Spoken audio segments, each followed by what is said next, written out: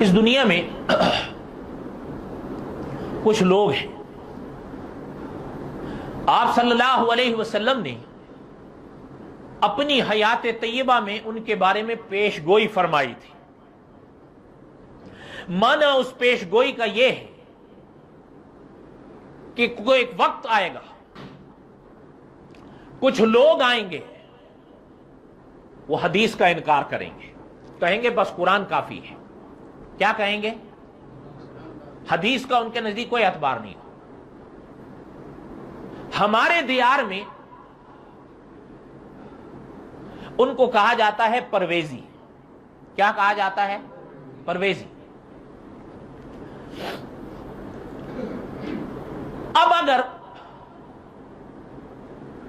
خدا نہ کرے اگر کوئی شخص اس نظریے کا ہے کہ قرآن کافی ہے اور دلیل کے طور پر صرف قرآن ہے، حدیث کا کوئی اعتبار نہیں، خدا نہ کرے اگر کسی کا یہ عقیدہ، میں آپ سے کہتا ہوں اصول کے تحت وہ اگر اپنے کسی قول اور فعل پر حدیث سے دلیل لائے، ٹھیک ہے، ٹھیک ہے، کیوں؟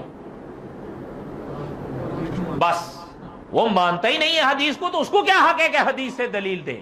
لیکن اس کے جواب میں اپنے عمل پر دلیل اگر آپ اور ہم حدیث سے بھی دیں، بالکل صحیح ہے، کیونکہ آپ کا ہمارا حدیث پر ایمان ہے یا نہیں؟ ہے یا نہیں؟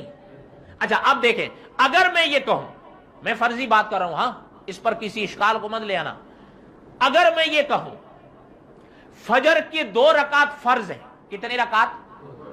2 رکعت، اور ساتھ ہی خدا نہ کرے میں یوں کہوں نقل کفر نباشد، کہ حدیث کا کوئی اعتبار نہیں، حدیث پر کسی ایمان کی ضرورت نہیں، اور نقل کفر نباشد یہاں تک کہہ جاؤں کہ پوری بخاری کو پیشاب کے قطروں سے لکھ مارو، نقل کفر نباشد، لیکن دعویٰ میں نے کیا کیا ہے کہ فجر کی کتنی رکعتیں ہیں، فرضوں کی کتنی رکعتیں ہیں؟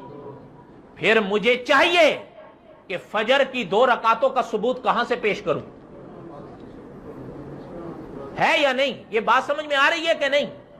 پھر چاہیے مجھے کہ میں صرف قرآن پیش کروں، مجھے اصول کے تحت حق ہی نہیں ہوگا کہ میں حدیث کی طرف جاؤں، اس لیے کہ جب میں کہہ رہا ہوں کہ دلیل صرف قرآن ہے تو پھر سامنے والے کو حق ہوگا اور مجھ سے کہے گا کہ میاں ابھی 2 رکعت فجر فرض ادا کی ہو؟ ہاں جی ادا کیا ہوں۔ وہ مجھ سے کہے ذرا اس کی دلیل پیش کرو، میں فوراً حدیث کے انبار لگانے شروع کر دوں، اس کو حق پہنچے گا کہ میرا ہاتھ پکڑ کے مجھے روک دے کہ نہیں نہیں حدیث کی طرف کہاں چلے ہو، بقول آپ کے حدیث کا کوئی اعتبار نہیں، بقول آپ کے دلیل صرف قرآن ہے، تو فجر کے 2 فرضوں کا ثبوت صرف قرآن سے دو۔ یہ اس کا بالکل جائز مطالبہ ہوگا، اصول کے تحت ہوگا، اور میں قرآن سے ہٹ کر جب دوسری چیز کی طرف بڑھوں گا میں خود قاعدے کو توڑوں گا۔ بات سمجھ میں آ رہی ہے یا نہیں آ رہی ہے؟ یہ اگر فرق آپ تھوڑا سا ذہن میں رکھ لیں، خاص کر عوام تو نہیں لیکن وہ لوگ جن کو ابحاث کا شوق ہے، جن کو بحثوں میں پڑھنے کا بہت شوق ہے، جبکہ شیخ الاسلام والمسلمین مفتی محمد تقی عثمانی صاحب یہاں بھی آ کر فرما گئے بحث نہ کیجیے، مل کے بولو نہ بحث، مل کے بولو بحث نہ کیجیے، لیکن اس کے باوجود ہم کریں تو پھر ہمیں چاہیے کہ یہ نکتے بھی تو ذہن میں رکھیں۔ اگلی بات سنیں،